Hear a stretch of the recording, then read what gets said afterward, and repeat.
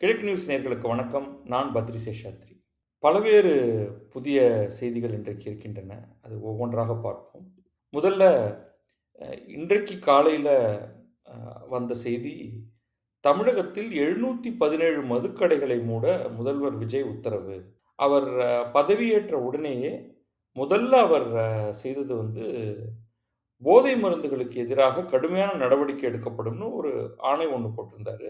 அத பத்தி நான் பேசும்பொழுது கூட, என்ன பண்ண போறாரு அப்படிங்கிற டீட்டெயில் தெரியல அப்படின்னு சொல்லியிருந்தேன்.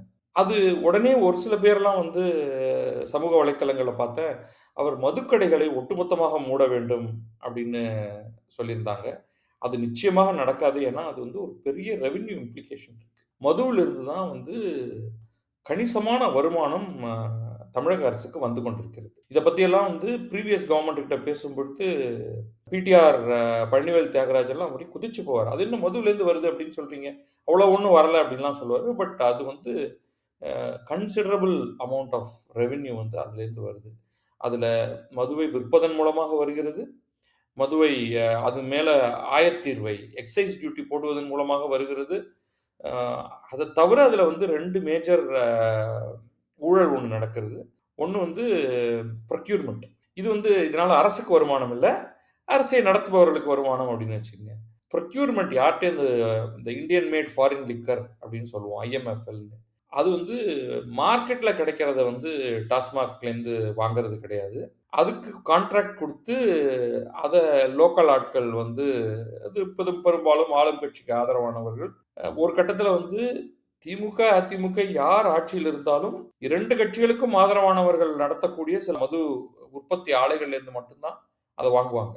அதுக்கப்புறமா பாட்டிலுக்கு ரூ. 10 போன்ற சிறப்பான எண்ட் யூசர் திட்டங்கள். இப்படி பல விதங்கள்ல வந்து கணிசமான வருமானத்தை தரக்கூடிய ஒன்றாக மது இருந்து வருகிறது. அது என்ன ஆயிருச்சுன்னா, ஓவர் த இயர்ஸ் அது 2 கட்சிகளுடைய ஆட்சி இருக்கும் பொழுதுமே, அதுல இந்த மது கன்சம்ப்ஷன்ல வளர்ச்சி மட்டும் தான் வந்திருக்கு. ஆண்டுக்கு ஆண்டு டாஸ்மாக் உடைய வருமானத்த பார்த்தீங்கன்னா, அது படிப்படியாக உயர்ந்து கொண்டே வருகிறது. அது பேசிக் பிரைஸ் இன்கிரீஸ் மட்டும் இல்லாமல் டார்கெட் வைத்து விற்பது. அத குடிக்கிறவங்க வந்து அந்த போதையில் ஆட்படுவதனால மேலும் மேலும் குடிப்பது. ரைட் த்ரூ த டே பல மதுக்கடைகள் எப்ப பார்த்தாலும் தொறந்திருக்கும். அது இப்ப தான் தொறந்திருக்கணும் அப்படிங்கிறது இல்ல. இது ஒரு பக்கம். இன்னொன்று வந்து இந்த மதுக்கடைகளுடைய நிலை. அது பார்த்தீங்கன்னாலே, ஒரு ஜெயிலுக்குள்ள இருக்கிற மாதிரி அதுக்கு வந்து கம்பி போட்டு வச்சிருப்பாங்க.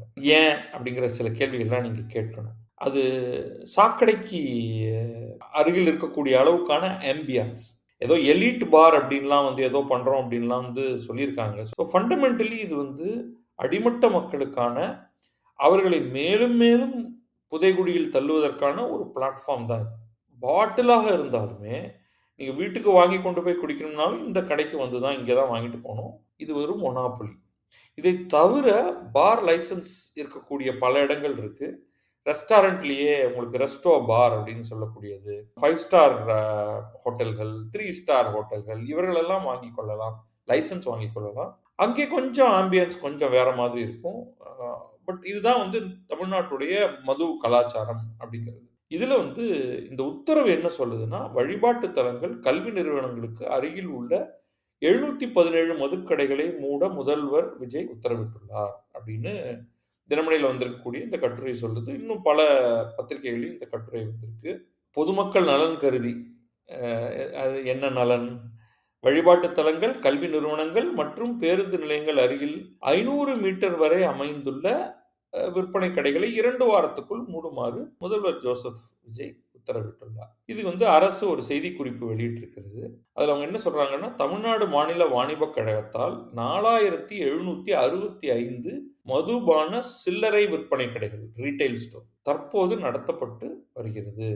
அதில் வழிபாட்டு தலங்கள், கல்வி நிறுவனங்கள் மற்றும் பேருந்து நிலையங்கள் அருகில் இருந்து 500 மீட்டர் வரை உள்ள கடைகளை ஆய்வு செய்து கண்டறியுமாறு முதல்வர் விஜய் உத்தரவிட்டார். மேற்படி ஆணைக்கிணங்க இந்த 3 இனங்களில் 717 மதுபான சில்லறை விற்பனை கடைகள் செயல்பட்டு வருவது கண்டறியப்பட்டது. இந்த பாயிண்ட்க்கு நான் திரும்பி வரப்போறேன். வந்துடுறேன் நான். பொதுமக்கள் நலனை கருத்தில் கொண்டு வழிபாட்டு தலங்கள் அருகில் உள்ள 276 கடைகள். வழிபாட்டு தலங்கள்னா, அதுல வந்து கோவில், சர்ச், மாஸ்க் எல்லாமே அடங்கும். கல்வி நிறுவனங்கள், ஸ்கூல்ஸ் அண்ட் காலேஜஸ். அதுக்கு பக்கத்துல 186 கடைகள். வழிபாட்டு தலங்கள் அருகில 276 கடைகள் இருப்பதாக இன்னைக்கு தான் கண்டறிஞ்சிருக்காங்க. அந்த இடத்துல எஸ்டாப்ளிஷ் பண்ணும்பொழுது அவங்களுக்கு தெரியாது. பேருந்து நிலையங்கள் அருகில் 255 கடைகள். என மொத்தம் 717 மதுபான சில்லறை விற்பனை கடைகள் இருக்கு அப்படிங்கிறத கண்டறிஞ்சு, அதை 2 வாரத்துக்குள் மூட வேண்டும் என்று உத்தரவிட்டுள்ளார். ஸோ இது எல்லாமே வந்து ஆப்டிக்ஸ் பேஸ்டு ஆர்டர்ஸ். ஸோ இத இத பார்க்குறவங்க வந்து அப்படியே புளகாங்கிதம் அடையணும் அப்படிங்கிறதுக்காக. இதுல இந்த அரசு செய்யுது அப்படின்னு இல்ல. இதற்கு முந்தைய அரசுகள் அந்த இடங்கள்ல எப்படி இதை அனுமதித்தார்கள்? ரூல் ரொம்ப தெளிவா இருக்கு. வழிபாட்டு தலங்கள் அருகில் இருக்கக்கூடாது. கல்வி நிலையங்கள் அருகில் இருக்கக்கூடாது. அப்ப இது எப்படி வந்தது? எந்த ஆட்சியின் காலத்தில் வந்தது? சென்ற ஆட்சியிலா? அதற்கு முந்தி 10 ஆண்டுகள் ஆட்சியில் இருந்த அதிமுக காலத்திலா? யார் காலத்தில் இந்த இடத்தில் இந்த மதுக்கடைகள் வந்தன? அல்லது மதுக்கடைகள் வந்ததற்கு பிறகு அதுக்கு பக்கத்துல ஸ்கூல் தொறந்தாங்களா? சாத்தியம் தான். இப்ப பெரும்பாலும் கோவில்கள் பழமையாகவும், மதுக்கடைகள் அப்புறமும் வந்திருக்கும். ஆனா ஸ்கூல் அப்படி சொல்ல முடியாது. அதே தான் பேருந்து நிலையங்களும். மதுக்கடை இருக்கிறதுக்கு பக்கத்துல பேருந்து நிலையம் வந்ததா? பேருந்து நிலையம் இருக்கிற இடத்துக்கு பக்கத்துல மதுக்கடை வந்ததா? இத நீங்க ரிமூவ் பண்றீங்க.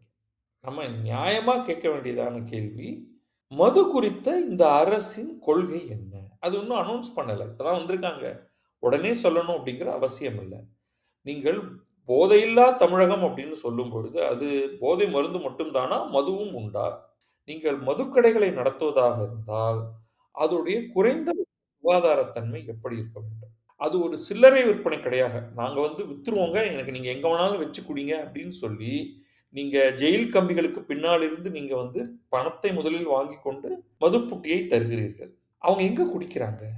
நடு ரோட்ல தான் குடிக்கிறாங்க. அவங்க எல்லாரும் வீட்டுக்கு எடுத்துட்டு போய், அழகாக ஒரு தொலைக்காட்சிக்கு முன்னால் அமர்ந்து கொண்டு, அதற்கான சைட் டிஷ் எல்லாத்தையும் வைத்துக்கொண்டு, எல்லாம் ஒண்ணும் குடிக்கிற மாதிரி தெரியல. அப்ப அதை எப்படி நீங்கள் கட்டுப்படுத்தப் போகிறீர்கள்? அது உண்மையிலேயே இப்படி தெருவில் கடையில் வாங்கி தெருவில் குடிப்பது என்பது ஏற்றுக்கொள்ளக்கூடிய ஒன்றா? மது குடிப்பதை ஒரு அரசு ஊக்குவிக்கிறதா? இல்லை மது தேவை இருப்பவர்களுக்கு சப்ளை செய்கிறதா? இந்த 2 கேள்வியும் ரொம்ப ரொம்ப முக்கியமான கேள்வி. நீங்க எந்த இடத்துல இருந்து இத பார்க்குறீங்க? அப்படிங்கிறது. இப்ப மது என்னும் போதையில் சிக்கிக்கொண்ட ஒருவர், அதிலிருந்து மீள்வதற்கு அரசு என்ன செய்கிறது? ஏன் அரசு என்ன செய்கிறதுன்னு கேட்கிறேன். அப்படின்னா அரசு தான் விக்குது. நீங்க தான் விக்கிறீங்க. அதனால அதிலிருந்து வரக்கூடிய அனைத்து தீமைகளுக்கும் நீங்க தான் பொறுப்பாளியாக வேண்டும். ஸோ டி அடிக்ஷன் சென்டர்ஸ் யாரோ ஒருத்தர் வந்து எனக்கு டி அடிக்ஷன் வேணுங்க. எனக்கு வந்து மது வேண்டாம். ஆனா இதிலிருந்து எப்படி என்னால மீள்றதுன்னு தெரியல. அப்படின்னு சொல்லும்பொழுது நீங்கள் அதற்கு என்ன செய்கிறீர்கள்? பொது மருத்துவமனைகள்ல டி அடிக்ஷனுக்கான சைக்காலஜி டிபார்ட்மெண்ட்ஸ், கவுன்சிலிங் கூட அதற்கென்று ஒரு சில ப்ராசஸ் இருக்கு. அதற்கெல்லாம் வழிமுறைகள் உள்ளனவா? இல்ல இதுக்கென்று தனியாகவே சில இடங்கள் இருக்கா? இல்லன்னா நாம ஏன் அத கிரியேட் பண்ணக்கூடாது? அதற்கு தொண்டு நிறுவனங்களோடு சேர்ந்து என்ன செய்யணும்? ஸோ இந்த பாயிண்ட் 1 முதல்ல எடுத்துக்கங்க. அப்புறம் டார்கெட் வைத்து போன ஆண்டை விட இந்த ஆண்டு, இந்த ஆண்டை விட அந்த ஆண்டு அப்படிங்கிறது தேவையா? அதுக்கப்புறம் மதுவின் தரம். இது குடிப்பவர்கள் சொல்வது. இதுக்கு எனக்கு நேரடியாக இது புரியல அப்படின்னாலும், ஏன் தமிழக டாஸ்மாக் கடைகளில் விற்கப்படும் மதுவின் தன்மை என்பது மிக மட்டமாக இருக்கிறது. அப்படின்னு அவங்க சொல்றாங்க. நான் அந்த கேள்வி அப்படியே எடுத்து நான் உங்கள்ட்ட கேட்கிறேன் நான். இந்த மதுவை குடித்தால் நேராக உயிர் போக வேண்டியதுதான் என்று சொல்லிக்கொண்டே அந்த மதுவை தான் வாங்கி குடிக்கிறார்கள். ஏன்னா அவங்களுக்கு வேற அல்டர்னேட்டிவ் கிடையாது. You are a monopoly. ஏன் இந்த மொனோபொலி இருக்கிறது? மதுவை யார் விற்றால் என்ன? உங்களுக்கு எக்சைஸ் தான் வேணும் அப்படின்னா, நான் சொல்றது வந்து சில்லறைக்குள்ளேயே போக வேண்டாம். பார் லைசென்ஸ்ன்னு ஒண்ணு இருக்கு. சில்லறை விற்பனை ரீட்டெயில்னு ஒண்ணு இருக்கு. அங்கேயே வந்து குடிக்க வேண்டும் அப்படின்னு ஒரு சிச்சுவேஷன் ஒண்ணு இருக்குன்னா, நீங்க அத வந்து இன்னும் பல தனியார்கள் செட் பண்றத நீங்க அலோவ் பண்ணுவீங்களா? அட்லீஸ்ட் அவர்கள் வந்து குறைந்தபட்ச தரத்தை கொடுப்பார்கள் அப்படிங்கிற ஒரு அசம்ப்ஷன்ல. ஏன்னா அங்க வந்து மார்க்கெட் எக்கனாமிக்ஸ் ஒர்க் ஆகுது. அதை நீங்கள் அனுமதிப்பீர்களா? ஆனா அதிலேருந்து வரக்கூடிய வருமானம் எப்படியும் எக்சைஸ் வருமானம் உங்களுக்கு வரப்போகுது. யார் தமிழகத்தில் விற்றாலும் கடத்தி கொண்டு வந்தா கப்புன்னு பிடிச்சிடுறீங்க. பாண்டிச்சேரி பார்டர்ல அதுதான் உங்களுடைய மிக முக்கியமான ஒரு வேலையே. அங்கிருந்து சரக்கு இங்க வந்துறக்கூடாது அப்படின்னு. அங்க வந்து மலிவாகவும் கிடைக்கிறது, தரமாகவும் கிடைக்கிறது என்பது பேச்சு. எகைன் இதெல்லாம் அனுபவத்திலிருந்து சொல்லல. குறைவான நாலெட்ஜ்ல இருந்தே நான் இதெல்லாம் பேசுறேன். பட் இதெல்லாம் வந்து நிறைய உங்களுக்கு சமூக வலைத்தளத்தில இதெல்லாம் பேசிட்டே தான் இருக்காங்க. ஸோ நீங்க வந்து ரெவென்யூ லாஸ் ஆயிறக்கூடாதுன்னு ரொம்ப கவனத்தோட இருக்கீங்க. வண்டிகளை எல்லாம் நிறுத்தி பரிசோதனை எல்லாம் செய்றீங்க. ஆனா, தரம் என்பதற்கு நாம் உத்தரவாதம் கொடுக்க வேண்டும் அப்படிங்கிறது உங்கள்ட்ட துளிக்கூட இல்ல. அடுத்து இந்த ப்ரொக்யூர்மென்ட் பாலிசி. நீங்கள் அங்கீகரிக்கப்பட்ட தரம் வாய்ந்த மது உற்பத்தி நிறுவனங்களிடமிருந்து ப்ரொக்யூர் பண்றீங்களா? இல்ல கோசி டீல். இந்த மாதிரி வந்து இந்த திமுக, அதிமுக கட்சிக்காரர்களுடைய ஆலைகளிலிருந்து வாங்குகிறீர்களா? இல்ல வேற ஆள்ட்டேருந்து வாங்குவீங்களா இனிமே? தரம் தான் குறிக்கோள். நீங்க என்ன எழவ குடுத்தாலும், அதை அதை ஒருவர் உண்ணப் போகிறார். குடிக்கப் போகிறார். அது வயித்துக்குள்ள போகுது. ஸோ அவருடைய உயிருக்கு நீங்க உத்தரவாதம் தரணும் அப்டின்னா, அதோடைய தர நிர்ணயம், பிற மாநிலங்கள்ல கிடைக்கக்கூடிய பொருட்களுடைய தரத்துக்கு நிகரானதாக, அதற்கான விலைய ரிஃப்ளெக்ட் பண்ணிட்டு போங்க. இல்ல மொத்தமான லஞ்சம் அப்படிங்கிறத கணக்குல வைத்துக்கொண்டு, இதற்கு முந்தைய அரசுகள்லாம் 100% எதனால வந்து செந்தில் பாலாஜி அந்த துறைக்கு கொண்டு வரப்படுகிறார் 2021ல் திமுக ஜெயித்த உடனே அப்படிங்கிறது எல்லாத்தையும் நீங்க அளவுகோலா வைத்து பாருங்க. ஸோ இந்த மாதிரி இதை விஜய் பதவியேற்கும் பொழுதே இந்த லஞ்சங்களை எல்லாம் வெட்டி தள்ளுவேன் அப்படிங்கிற பெயரோட தான் அவர் வராரு. அப்ப இதையும் சேர்த்து தான் வந்து நீங்க கன்சிடர் பண்ணணும். ஸோ இந்த கொள்கைய முழுமையா இப்ப ஒயிட் பேப்பர்ங்கிறது வந்து ஃபினான்ஷியல் விஷயத்துக்காக மட்டும் இல்ல. ஒவ்வொன்றாக லிக்கர் பாலிசி. என்ன மாதிரி லிக்கர் பாலிசி தமிழ்நாட்டுல இருக்கு? அதுல எங்கெங்கெல்லாம் ஊழல் நடந்திருக்கிறது? அல்லது எங்கெங்கெல்லாம் ஊழல் நடப்பதாக தகவல்கள் வந்து கொண்டிருக்கின்றன? அதை நீங்க எப்படி மாற்றி அமைக்கப் போகிறீர்கள்? டிரான்ஸ்பரன்சி இன் லிக்கர் பாலிசி என்ற ஒன்றை கொண்டு வருவீர்களா? அதுக்கப்புறம் நீங்க வந்து தெருவுக்கு தெரு மது கடைகள் தொறக்கணுங்கிற அவசியமே கிடையாது. மது குடிக்க விரும்புபவர்கள் அவர்களுக்கு வந்து 2 1 வாங்கி கொண்டு போய் வீட்டில் வைத்து குடிப்பவர்கள். இன்னொன்று வீட்டில் குடிக்க முடியாத சூழல். இதற்கான ஏற்பாடுகள் நீங்க கிளீனா பண்ணணும்னா, சிட்டில எங்க பார்த்தாலும் இருக்கணுங்கிற அவசியம் கிடையாது. மதுக்கடைகள், ரீட்டெயில் ஷாப், ப்ரொக்யூர்மென்ட். ஏன் அத வந்து இந்த மாதிரி அ அ கூண்டு போட்டு பத்திரமாக வைத்திருக்க வேண்டிய அந்த அவசியம் என்ன? அதையும் நீங்க சொல்லுங்க. பார் ஃபெசிலிட்டியாக நீங்க அங்கேயே வாங்கி அருந்துவதற்கென்றால், அந்த இடத்தின் தன்மை, தரம், ஃபயர் சேஃப்டி இருக்கா அந்த இடத்துல? பொதுவாக தட்டிகளை வைத்து அடைத்து, ஒரு டெம்பரரி ஸ்ட்ரக்சர் போலவே பப்ளிக் டாய்லெட் போல அந்த வைத்திருக்கக்கூடியதை தான் நான் பல இடங்களில் பார்த்திருக்கிறேன். ஸோ, அதற்கு நீங்க என்னதான் இருந்தாலும் கஸ்டமர். உங்களுக்கு டென்ஸ் ஆஃப் தௌசண்ட்ஸ் ஆஃப் குரோர்ஸ கொடுக்கக்கூடிய ஒரு தனிப்பட்ட மக்கள் திரள். அவர்களுக்கான குறைந்தபட்ச சேவையை தருவீர்களா? இதெல்லாம் சேர்ந்தது தான் உங்களுடைய மது பாலிசி. அப்ப அ இது இது எல்லாத்தையும் நீங்க வந்து எப்படி இங்க பிரசன்ட் பண்ண போறீங்க? தென் லாங் டெர்ம் இதை குறைக்க வேண்டும் என்ற ஒரு எண்ணம் உங்களுக்கு இருக்கிறதா? What is the policy? ஏன்னா அரசு செய்வதன் காரணமாக நான் வந்து அதுல பார்ட்டி ஆயிடுறேன். இல்ல இதுல பிரைவேடைஸ் பண்ணலாம்னு ஒரு ஐடியா இருக்கா? உடனே பிரைவேடைஸ் பண்ணலாம் அப்படின்னா, அதுக்கும் அதுக்கும் ஒரு அ ஊழல் காரணங்களை கற்பிப்பதற்கு நம்ம ஊர்ல மக்கள் இருக்காங்க. மதுக்கடைகள் ஏலம் அப்படிங்கிறது இந்தியா முழுமையிலுமே அதுல வந்து உள்ளூரா அதுல ஒரு ப்ராப்ளம் இருக்கு. பல மாநிலங்கள்ல அது ஒரு பிரைவேட் சப்ளை தான் நடந்துட்டு இருக்கு. பட் அதுக்கு வந்து லைசென்ஸ் தர்றதுல ஊழல் அப்படிங்கிறதெல்லாம் இருக்கு. ஸோ எங்க போனாலுமே இதுல சிக்கல் இருக்கு அப்படிங்கிறத நம்ம கணக்குல எடுத்துக்கணும். ஸோ இது ஓவரால் பாலிசி. இது வந்து பியூர் ஆப்டிக்ஸ். அந்த 717 மதுபான சில்லறை விற்பனை கடைகள் எப்படி வந்தன அந்த இடத்துல? அப்படிங்கிற கேள்விய முதல்ல கேட்கணும். சரி 2 வாரத்துக்குள்ள அத குளோஸ் பண்ணிட்டீங்க.